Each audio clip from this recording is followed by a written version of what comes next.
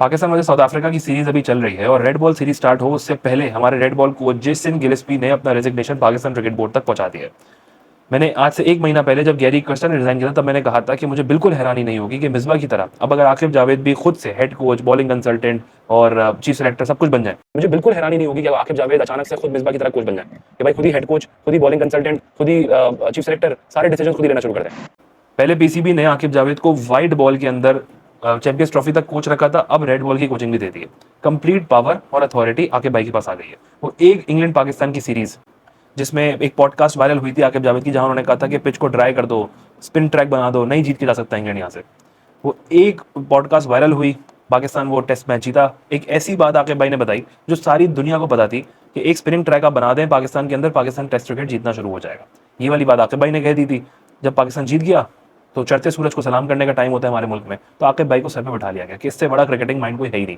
जबकि in reality वो spinning track के पीछे जो मास्टरमाइंड थे वो अलीम दार थे। ये बात क्रिकेट इन्फो ने भी कोट की थी कि अलीम दार का असल माइंड था कि स्पिनिंग ट्रैक बननी चाहिए यहाँ पे और कैसे बननी चाहिए।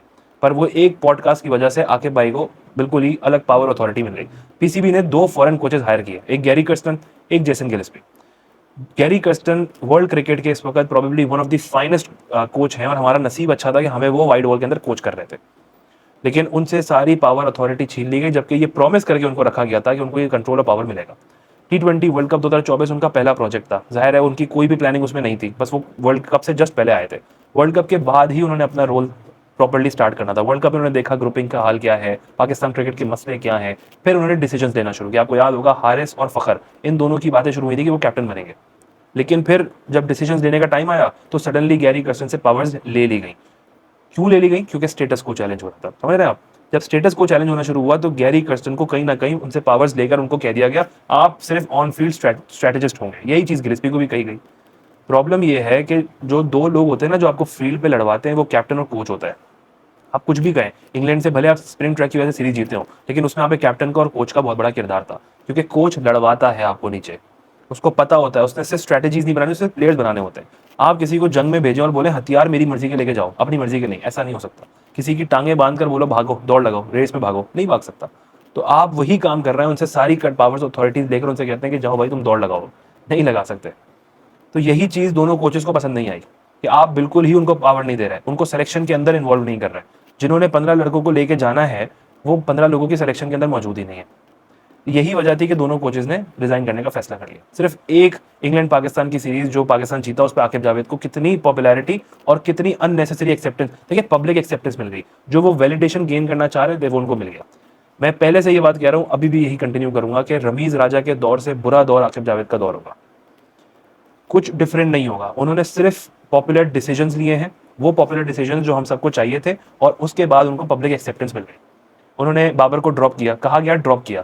इंग्लैंड की सीरीज में बाबर आजम ड्रॉप हुए, राइट? वो ड्रॉप नहीं थे, वो रेस्ट किए गए थे, उनको रेस्ट दिया गया था। क्योंकि अगले दोनों मैचेस में स्पिनिंग ट्रैक्स बने थे। बाबर की जिस तरह की फॉर्म चल रही थी, दिल पे हाथ रख के बताइए क्या उस पिच पे बाबर स्पिनर के अगेंस्ट सर्वाइव कर पाते? नहीं कर पाते ना, तो और उनके लिए प्रॉब्लम हो जाती। उन्होंने वहां पे उसको रेस्ट दे दिया। अगर ड्रॉप किया होता और अगर वाकई आकिब जावेद जेन्युइनली पाकिस्तान के लिए सोच रहे होते, पाकिस्तान क्रिकेट के लिए सोच रहे होते, तो मुझे ये बताएं कि इंग्लैंड की रेड बॉल सीरीज से लेके अफ्रीका की रेड बॉल सीरीज के दरमियान बाबर आजम ने कौन सा रेड बॉल क्रिकेट खेला है? कोई एक मैच, कोई आधा मैच, कोई एक दिन। देखिए व्हाइट बॉल से तो वो ड्रॉप नहीं हुआ ना, चले वो खेलते रहे, बट वो रेड बॉल से परफॉर्मेंस की बेसिस पे उनको बिठाया गया था। इंग्लैंड और अफ्रीका की सीरीज के बीच में कोई रेड बॉल क्रिकेट नहीं हुआ, तो उन्होंने वापसी कैसे कर ली? आकिब भाई ही सिलेक्शन कमेटी का हिस्सा है ना, क्यों उन्होंने उनको सेलेक्ट किया बाबर को? सोचें इस बारे में। ऐसा क्या हो गया कि बीच में 2 महीने उन्होंने कौन सा रेड बॉल क्रिकेट खेला है? फॉर्म खुद ब खुद तो वापस आनी नहीं है। वो रेस्ट दिया गया था, प्रोटेक्ट किया गया था कि बाबर की जगह को प्रोटेक्ट कर लो, कहीं ऐसा ना हो कि वो और गले पड़ जाए, कहीं ऐसा ना हो और उसके लिए उसको खिलाना मुश्किल हो जाए अगली सीरीज में। बस उसको प्रोटेक्शन मिल रही थी। 2 साल पहले आकिब जावेद, देखिए कुछ भी हो, बाबर आजम 2 साल पहले आपकी नेशनल टीम का कैप्टन था। वहां पे आकिब जावेद खड़े होकर कहते थे कि जब हम कराची से मैच खेलते हैं, कराची किंग्स से, तो हम बाबर के अगेंस्ट 150 160 के टारगेट पे कंफर्टेबल होते हैं और बाबर को आउट करने का सोचते भी नहीं है।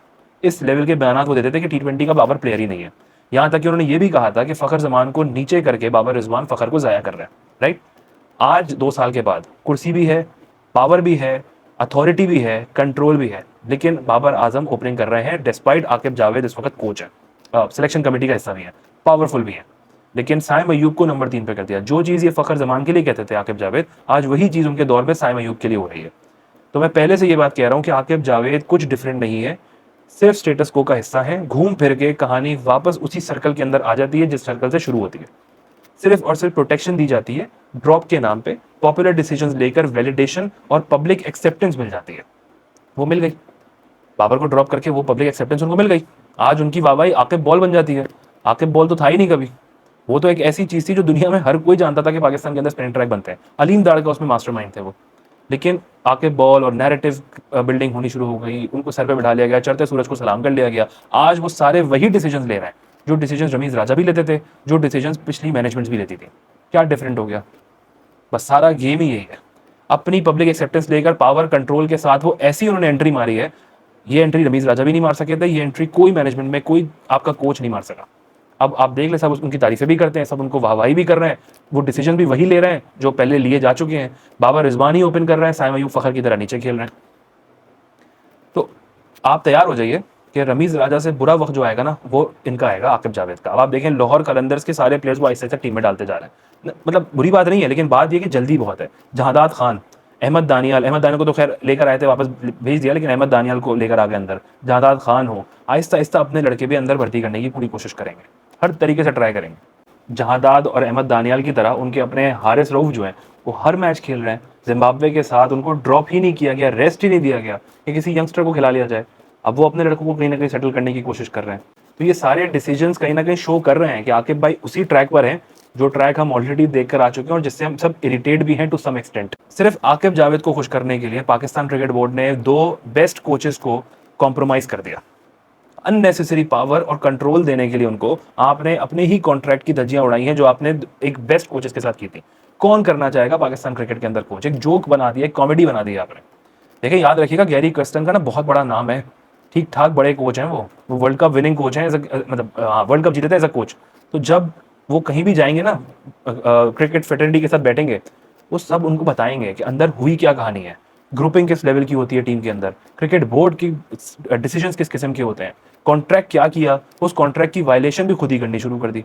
ठीक है, कुछ डिमांड्स होंगी गलत कोच की, मैं नहीं कह रहा वो हमेशा सही होंगे, लेकिन प्रॉब्लम हमारे एंड से ज्यादा है, प्रॉब्लम हमारी मैनेजमेंट की ज्यादा है। आकिब जावेद को अथॉरिटी क्यों दी?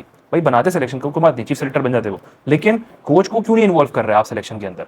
उसने लड़वाना है टीम, आपने पूरे तरीके से उसको फोर्स किया कि वो रिजाइन करे ताकि सारा मलबा आप उस पर डाल सके। देखो वो भागा है, वो रिजाइन करके गया सिर्फ आकिब जावेद को खुश करने के लिए, एक स्टूपिड डिसीजन पे कि वो इंग्लैंड के साथ सीरीज हम जीत गए आकिब बॉल की वजह से, जबकि वो बहुत ऑब्वियस चीज थी कि पाकिस्तान में स्पिनिंग ट्रैक से आप टेस्ट क्रिकेट में जीत सकते हैं।